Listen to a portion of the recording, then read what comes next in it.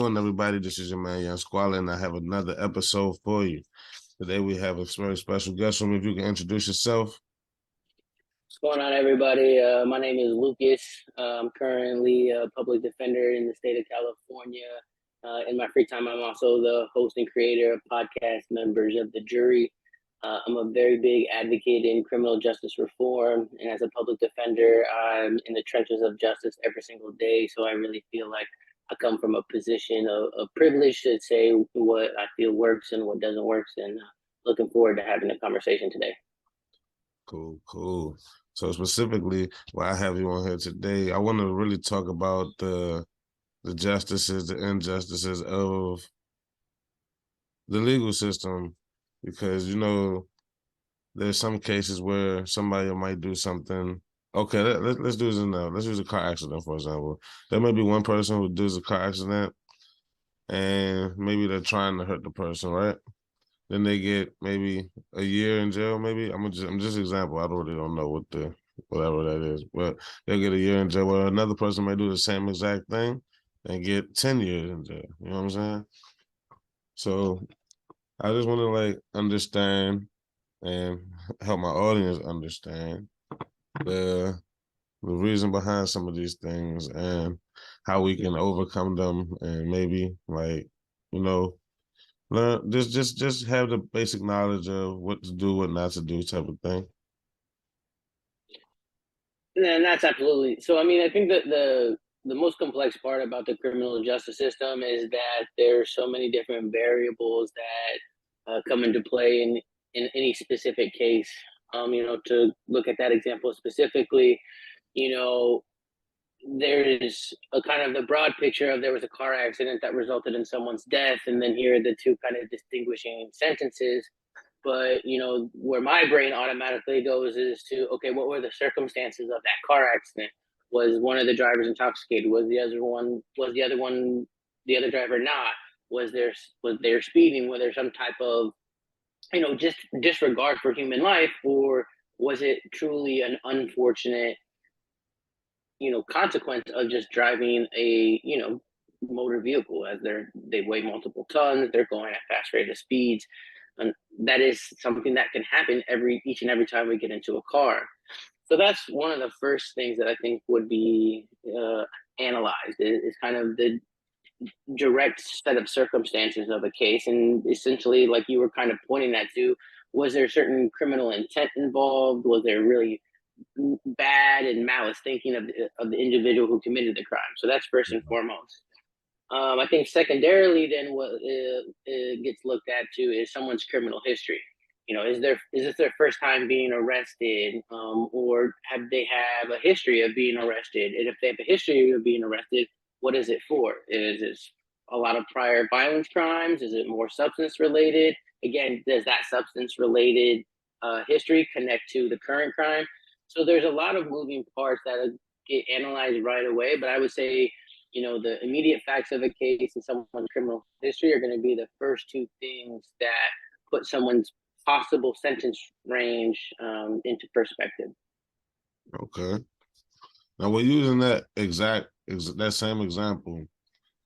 Would those cases would carry the same charge? So again, that would depend on essentially the facts that led to them, because, for example, if someone was under the influence of, say, alcohol, and they collided with someone and they died, that person would be looking at a different type of homicide than, say, someone who may have been just speeding and got into an accident that resulted in death. A lot of people, and I blame Hollywood, really don't understand the nuances of different type of homicide and murder charges and the varying degrees between them. And to be frank, there's complications between those because each and every state labels them differently. In some states you have first murder in the first degree, in the second degree. You also then have, voluntary manslaughter or vehicular homicide. So there's always those things to consider as well. Okay. So as far as the legal system, would you say it's corrupt as a whole, or is it corrupt at all? How do you feel about that? I don't want to say corrupt, because I think there's a certain intention behind that, that may have been around kind of at the initiation of the current system that we have, and so that's why, I'm a total proponent of when people say that the system is working the way it was designed to.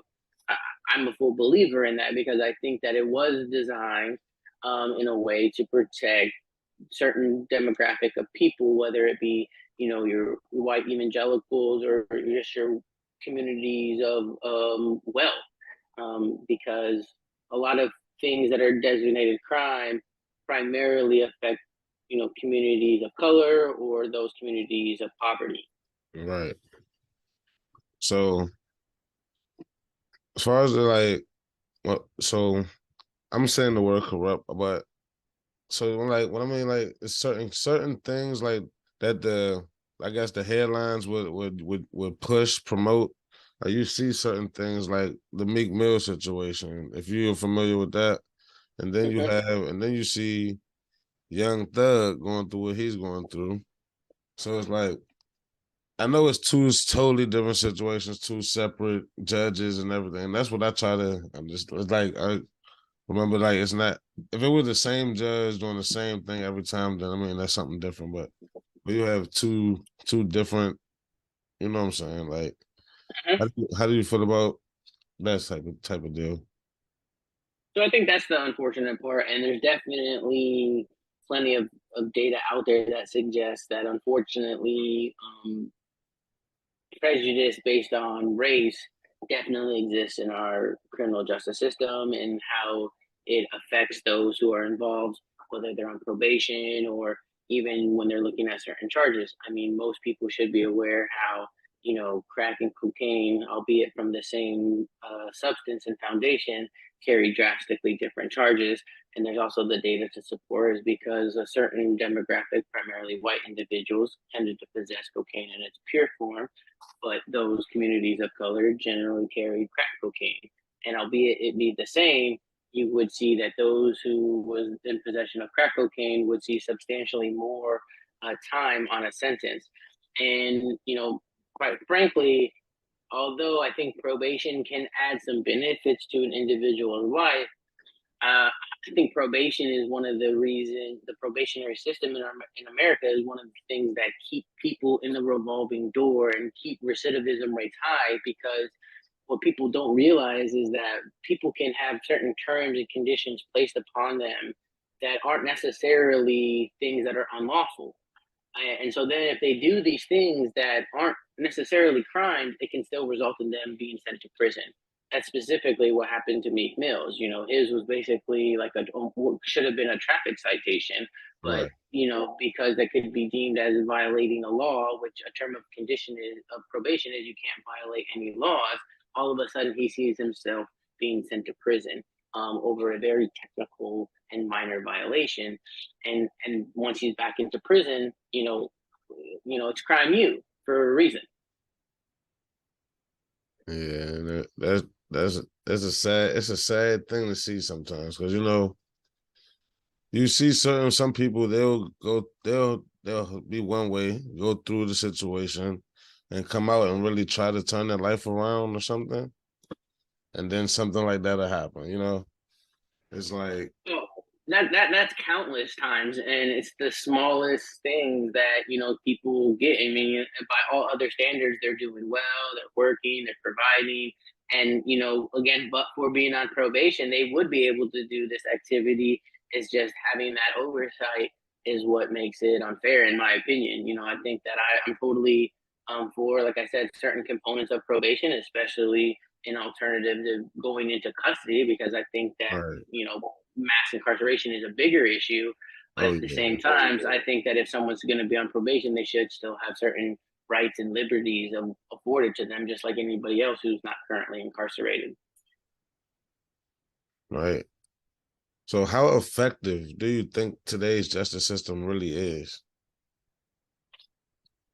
Well, I think that there's multiple ways to look at it. I think if you look at it from a Macro perspective, I think that it definitely needs reform from the ground up, because it's been basically a fib that the focus on the criminal justice system is rehabilitation. It's not. It's punishment, and it's there's a psychological component of the carrot and versus the stick method, and time again we've seen that that doesn't work. Lengthy prison sentences aren't really a deterrent. We know the death penalty isn't a deterrent, and at the end of the day, if you want to stop crime and criminality, you got to get to the root of it. I mean, very few people in my experience are out there committing really intentional malice crimes, because they exist, and I'm not saying that they don't, but the vast majority of people are committing crimes because they have mental health issues, they're suffering from addiction or poverty, and lack of resources. And it's not as easy as just giving to them and saying, okay, now you should be better. It's unfortunately a process that takes some time, and what I don't think our criminal justice has is time and patience. They just want to lock people up and throw away the key. But I do, and I have seen, and you'll hear stories of plenty of people on a micro level who have gone through the criminal justice system, and for whatever reason, for them, they were able to come out successful because it was a wake up call. It triggered other resources to then Right. back them, because I've seen that. We're like, oh, we didn't realize it was this bad. Now that it is, we're willing to get involved and help them get what they need. I mean, it's delusional to think people of wealth don't use drugs at the same rate as people who are poor. Except the people who are poor get caught because they're more exposed to police and therefore go to jail, where the people who have money go to their family members and then get sent to rehab. I mean, look at Hollywood, for example. No, exactly, exactly, exactly.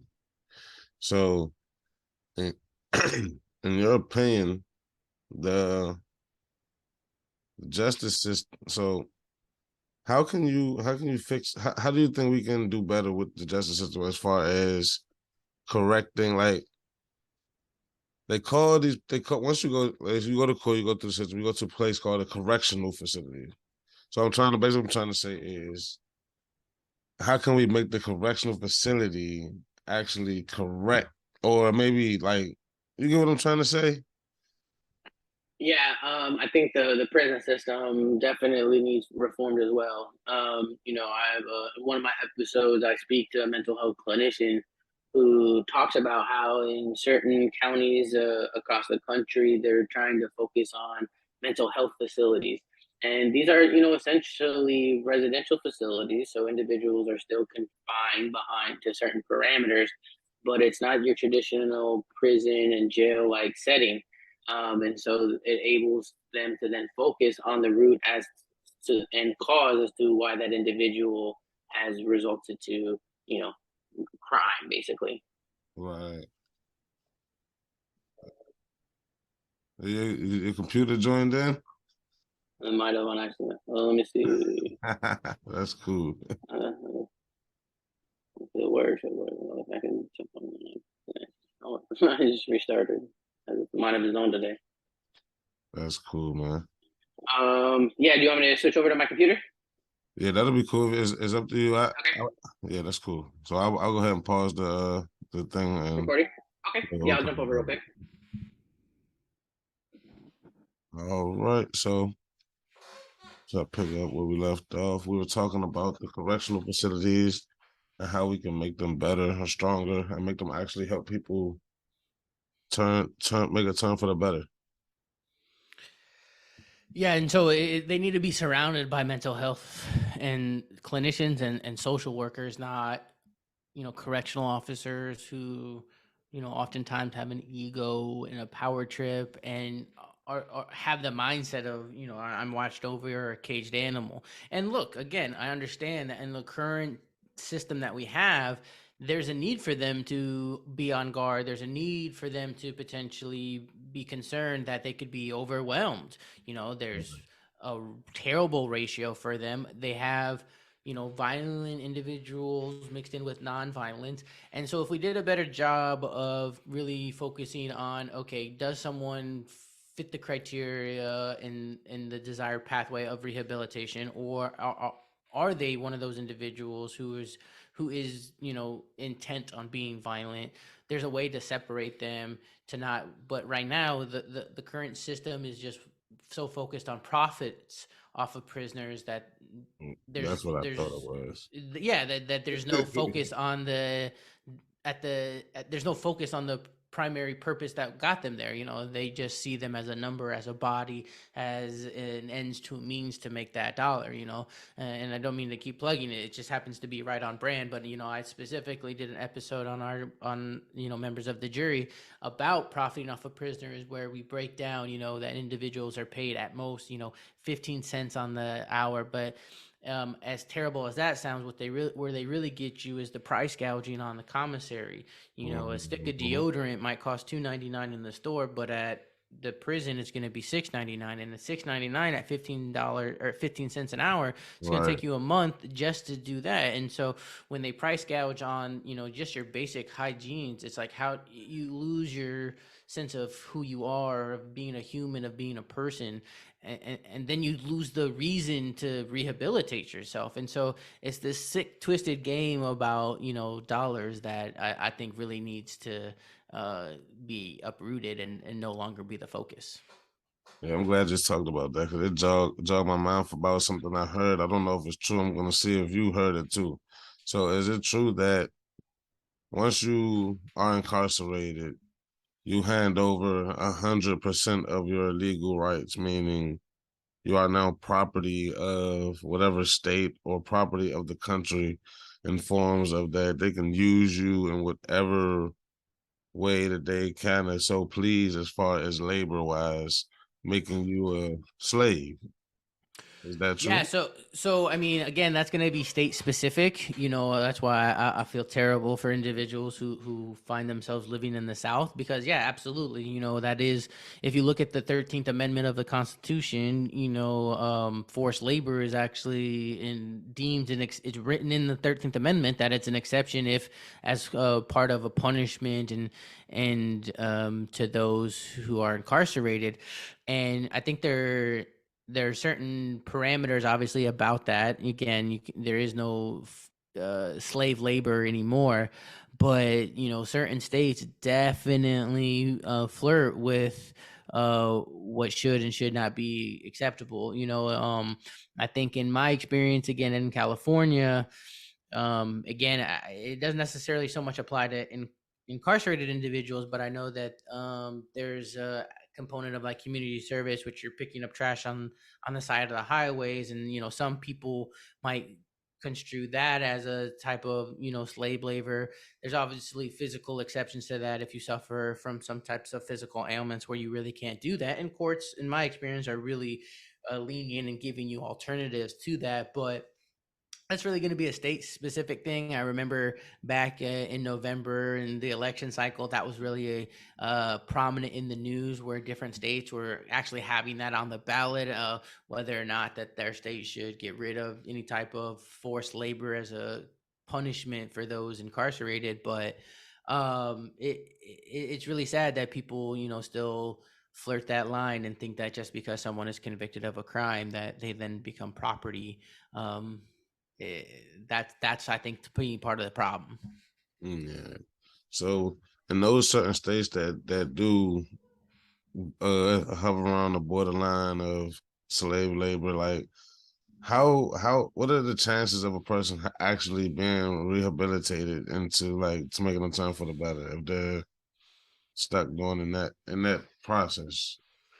I would say very slim, especially when it's forced. And I say that because for example, again, California has the like firefighter program for individuals who are incarcerated that qualify. They can actually volunteer to partake in the wildfires that exist in California, and ultimately Okay. get a favorable return on and leniency on their sentence. But that's something that, again, that's not forced upon them. It's a volunteer type basis. And so I think that, like, if you allow people to follow their inhibitions and their desires, the likelihood of rehabilitation is going to be stronger. And but I think that that's why when anybody is forced or put in a situation which is so demeaning and dehumanizing, they're not going to come out of it a better person. They're not going to come out of it rehabilitated. We talk about how actually in most situations when someone is incarcerated, they're actually going to come out in a worse situation, and so then the belief that now somehow now because they've done a prison sentence they're going to be better for community and society is just mind-blowing. Mhm. Because most likely they were poor or home and or homeless to begin with, and now we're imposing fines and fees that they can't pay. We're eliminating their ability of going out and getting jobs. Most of the times if they have a home now, that's going to be gone. And so there's so many more collateral consequences that go into punishing someone than most people even realize. Right. And I heard you mention the job situation. So a person gets out of jail, turns their life around for the better. Now they actually can't, you know, it's very hard for them to find a job based on whatever they were charged with. So like, is that doesn't really help anything. It actually it causes more problems, in my opinion, because now it True. forces the person to go back to whatever illegal thing that they were doing before. Absolutely. And that's something else that individuals can, take a stand and eventually make change in. That's also a kind of a state by state thing, because certain states no longer allow for that type of question to be asked in job applications. That's Um, good you to know. know, or they've made it more fine tuned instead of the just generic "Have you ever been arrested of a crime?" Because being arrested, you don't lose your presumption of innocence, but Right. that allows an employer to just make a speculative kind of decision based on someone being arrested. So I think that there are states that are no longer allowing even those type of questions to be asked, and I think there are states that are also being more specific so that they're not over broad kind of discriminating. So it's like, have you been convicted of a crime? Or more specifically, have you been convicted of a felon? And I think that with regards to potentially the felon question, and it kind of segues to room for another conversation, but the felon question is kind of somewhat can be appropriate because unfortunately there are certain things that once labeled a felon individuals can and cannot do. And if the job requires that, for example, holding a gun license, if you're a felon, you like can't be a security guard. So I think that there is some small space for that type of very specific question, but I think in the states that do allow the generalized "Have you been arrested?" questions, they know what they're doing.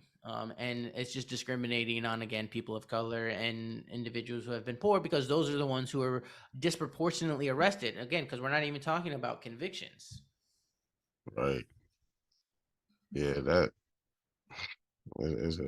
that's always a bad situation because I've even seen like older guys, like maybe 40, 50 years old, that may have done something when they were 19. You know what I'm saying? And Mm-hmm. it's still hovering over them. Yeah, and so I would say also there's a big way for that as well. Individuals who do have criminal history, to your audience, I would say, potentially reach out to your local public defender's office. You could potentially qualify for expungement. What an expungement does, it doesn't for kind of public record purposes, it can remove a crime from your criminal history, and really minimize it so that only certain agencies and entities can find it, or businesses who do the extensive kind of background checks. But if long periods have gone by and you're still getting slack for something that happened forever ago, I would highly encourage people to look into expungement. It is a somewhat of a process, and again, as most things that involve the legal system, I think that they do that. Now, see, that's the fucked up part, is that they on the back end, to kind of become whole, they put all of these obstacles, loops, and hurdles and processes in there, and that does serve as a deterrent for people to go forward with that process, because they don't know where to start, they don't know if they can afford it or if it costs money or when to go. So there's plenty of organizations that are now focusing on that, because so many laws are changing as it relates to post conviction and unlawful sentencing, that you should definitely look into that, and hopefully that there's something in your community that can help, even if it's not the public defender's office. And I know in my local community there's an organization that once a month put on a clinic to help those get expungements. So don't let your past define you. Definitely, definitely. So you are a public defender, right? Correct, yeah. Public defender. And public defender, when you hear about a public defender, like, it's not really all the time, it's not always a good thing. Why do you think that is? So that's very, and honestly, that's the motivation for me behind my podcast. At Members of the Jury, I'm a public defender. I primarily talk to public defenders, but private attorneys as well, because I think so much of what we do and who we are gets identified in the media and in Hollywood and misportrayed. Right. And don't get me wrong, there's definitely public defenders offices out there that are unfortunately just overworked, underfunded, and by a result produce some of non I don't want to say results or lawyers, because I can't speak as to those, but I know my office prides ourselves on that. I think that we fight every day against that stigma to do it. And in my opinion, I think there are certain benefits to us as opposed to private attorneys. But again, that's going to be on each individual levels basis. I mean, for me, I'll show up every day and only focus on the law and the clients. I don't have to worry about overhead, marketing, getting a dollar. I'm salaried. You as a client aren't paying me, so I can really just keep it on what's important as far as the other incentives, where that's not always the case. And so I think I'm fortunate at my office where I'm able to ensure that each and every client that I represent gets the utmost attention and humanization that they deserve. But I think that as we're seeing, especially now that we're seeing public defenders ascend to places they've never been before, we're talking about Joe Biden, he was the first former public defender to become president of the United States. You have Supreme Court Justice Ketanji Brown Jackson, who is also a former public defender, who is now sitting on the highest court in the land. My state continues to put public defenders on the bench. And so I think as we start to see more people come from this perspective, we'll see that we're just as capable of private attorneys. Any public defender in any state passed the same bar exam that any other attorney did. So it's not a matter of competence. And so I would, if you have second thoughts about public defenders, I mean, I'm here for people who have bad experiences with public defenders. I'm not saying that everybody is amazing, but I think the notion that a public defender as a whole is an inadequate attorney, I think that that's by and large going out the window. Because me personally, I work for the government to get paid by the government to fight against the government every day, and I want to have it any other way. So the funding for the public defender's office comes from the local funder. It comes from the whatever city or state that is in, right? Yep. And that's the as a society, I think personally, that's where the excuse my language, but that's where the fuckery comes from. In the Constitution, we have the right to an attorney to defend ourselves, and we have all of these provisions to protect us against the law enforcement of society. No unreasonable search and seizures, right to remain silent. Yet, nationally, we fund prosecution and law enforcement agencies 3, 4, 5 times more than that of the public defender, and there is no focus on this constitutional right and this constitutional presumption of innocent until proven guilty. And of course, with all this extra funding on the prosecution and the law enforcement, how are underfunded public defenders office supposed to time and time again go against that? So I think we really need to focus the shift on society, but that's such a hard thing to do, because anytime you start to do that, we think, because the notion is, anytime I tell people I'm a public defender, the first question I get is, how do I represent those murderers, those rapists, those criminals? And it's like, just because someone is charged with a crime, one, doesn't mean they did it. And two, even if they did do it, that's still a person. That crime does not define them. And again, that just goes to the overall circle of what's wrong with the criminal justice system, is that it's about the dollars. Right, right. So like, dang, I had the question in my head, I lost it. But freaking like damn. I'm sorry about that. No, you're good, dude. No, but about the public defender's office and the funding or whatever, would it be like, would it, is there a program in place, or maybe we can, as a community, put a program in place to maybe self-fund the public defender's office as a way to, like, get more money into it, maybe donations or whatever? Is that a thing that we can do? I mean, again, I think that it would depend on each local community, right? Because again, that's the other thing, is if you look kind of across the country, most prosecution offices are pretty relatable as far as how they're organized and how they operate. The same can't be true for a public defender. You have counties where there is no actual public defenders or, entity. It's, you take a bunch of private attorneys from the community and the court assigns them cases, and so in that regard they're public defenders, but they also have this side of their business where they're a private attorney. And to me, it's asinine to think that if someone has two clients, one who's paying them and one who's not, who's going to Right, get the more attention, is like, it's pretty obvious. And so that's just an inherent dysfunction of that type of system.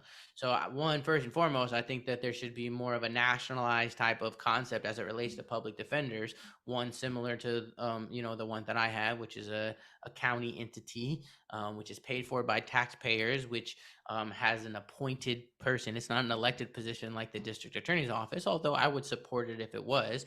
But they are appointed by the elective board of supervisors where I'm located. So there is like this public democracy that goes behind who the public defender is. But in that regard, no, then the budget that the office gets is specifically decided by that local municipality, whether it be the mayor, sometimes the governor. And so if you wanted to see that as a constituent, I would reach out to your local representative and let them know that that's where a change that you would like to see in the budget. That's where, again, depending on what community you're at, that's where some of the defund the police narrative came from. It's like, okay, let's not necessarily give the police departments money so that they can buy a tank, and let's give it more to the the public defender's office so that they can hire an extra paralegal, an attorney, an investigator, so that then this person becomes more of a number the moment they get arrested. right. How do you feel about the police right now?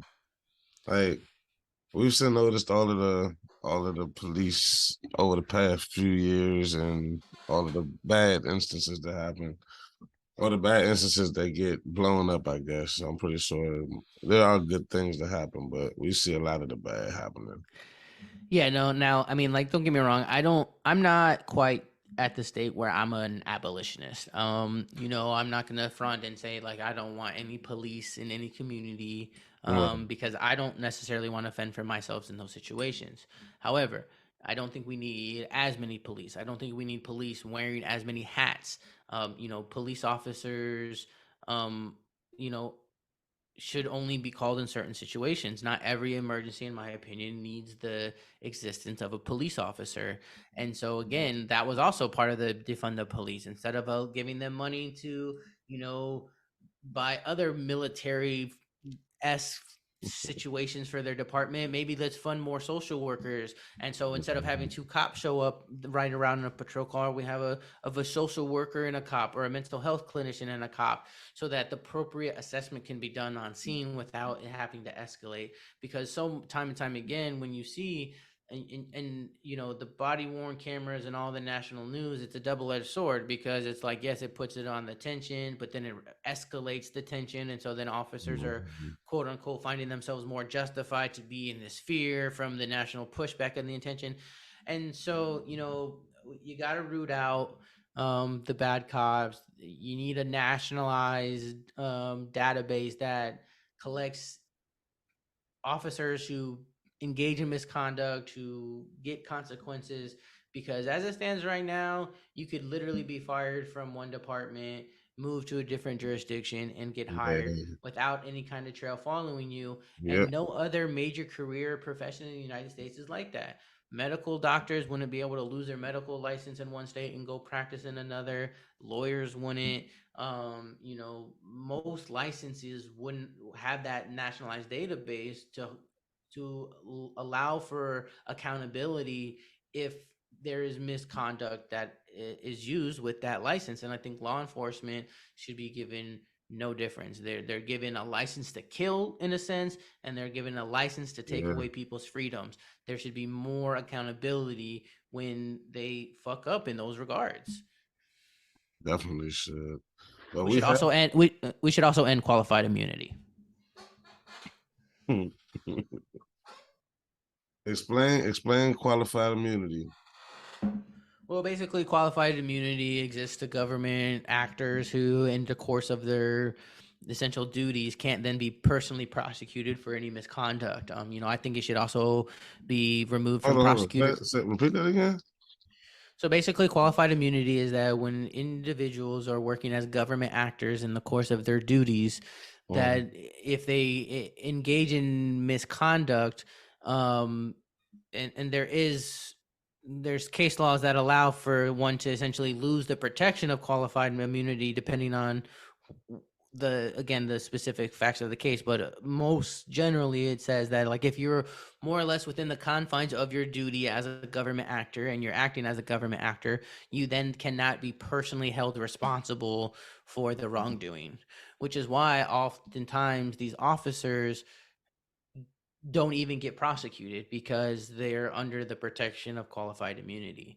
So then that's what you see over, if you look at a lot of the police brutality cases, it's like you have cases that don't even get filed on because they don't pass the aspect of qualified immunity. Then if they do pass qualified immunity, they get presented to a grand jury behind closed doors with selective evidence and no record of what the prosecutor actually presented.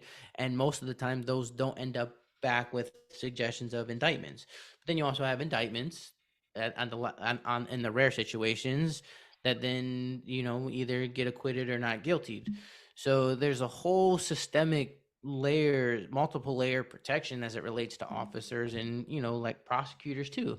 In my opinion, you could see a prosecutor engage in what's called prosecutorial misconduct, and the biggest one of that is what's called when they engage in what's called a Brady violation.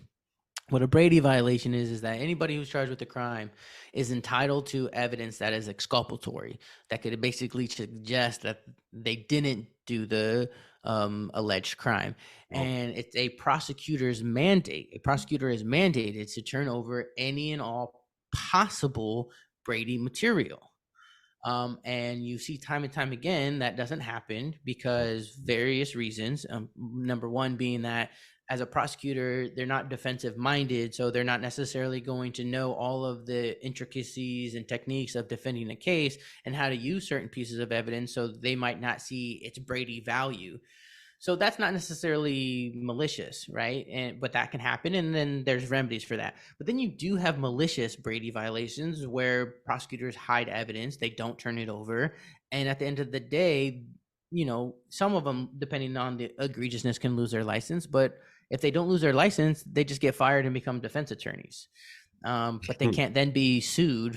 So if someone goes to jail wrongfully on a wrongful conviction, the prosecutor who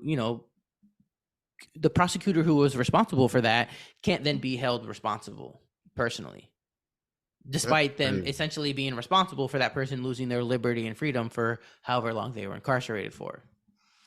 That is crazy. Mm-hmm.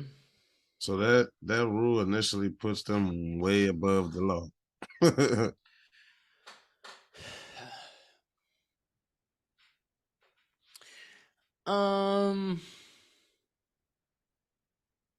That's an interesting perspective. I mean, it gives them a protection of it, and again, it's sometimes and I get and I understand somewhat of the logic, because again, these are it's fine lines, right? And you can't have these things, and I think that that's why the logic behind qualified immunity was that so you don't have these people making super important decisions based on the potential consequence of them getting personally sued. And I think that there is some merit behind that. But it's tough. And I think that even if you stripped away qualified immunity, that would not necessarily result in this mass influx in, civil suits against government actors. I just don't think Right. that I don't think that it would. And even if it resulted in a mass influx of filings, that doesn't mean that they would, just because someone's filed on doesn't mean they're convicted. Just because you're sued doesn't mean that you're going to be held liable, right? So if you were confident in your decision, you should be able to defend yourself in court and allow your jury of your peers to make that decision for you. Okay. So I have a question, and correct me if I'm wrong. Lawyers are not allowed to lie in the courtroom. No. So how is it that the people always call lawyers liars? I wonder, cause I hear it a lot. I hear it in movies, like the TV will say it, like lawyer and liar are the same thing. You ever heard that? Yeah, and I'll do a famous I think it was a famous Drake quote where you have two people who can have the same view but see things differently, or the same perspective and see things differently. And so Mm-hmm. just because someone may make a certain representation, if I said I saw this thing and someone else was there and they saw it differently, they're going to think my representation is a lie. So that could be one perspective of it. The legal process is complex and confusing and um, complicated, and so I also think that there's miscommunications that happen, misunderstandings that happen, and that results in a lack of trust, which results to that. So I think it's really complicated. I think that any obviously lawyer who doesn't focus on client rapport and the relationship with the client is doing their clients a disservice. And if you are hiring an attorney, or if you have an attorney and you don't feel that their primary purpose is, you have a conversation with them, or you always have the potential right to there's a at least in California it's called the Marsden, so you can, if it's a court appointed attorney, you can ask the court to say, provide me another one based on certain characteristics. But yeah, I don't know. I think that a lot of times, it's especially in the civil realm. I think that that's where that saying comes from, and it's because or in family law, for example, it's because the opposing attorney is saying things that are unfavorable to the other person or to that person's perspective, and so if it's not, that they have to be lying because that's not what I believe. You know what I mean? And so I think a lot of the times, especially in civil cases or family cases, the lawyer is just really taking the rap of what is an ugly situation. Yeah. And now, my bad, said I had a question earlier that I forgot. I Yeah. back in my head now. Okay, cool. So as as far as like, so let's say, and it actually goes with what we were just talking about as far as the client and the relationship between the client and the lawyer. So let's say you have a client, they committed a crime. You know for sure that they committed a crime. They may have told you, yeah, I did it. Mm-hmm. But they don't want they of course they want to get away with, you know what I'm saying? Mm-hmm. So you as a lawyer knowing for a fact that yes, they did do this. How do you go about defending it, or do you now have a bias towards this person? Like, you know that they did it. You know for sure. Like, yes, they told you they did it. How does that Uh, how does that work? for me, that'll make a difference.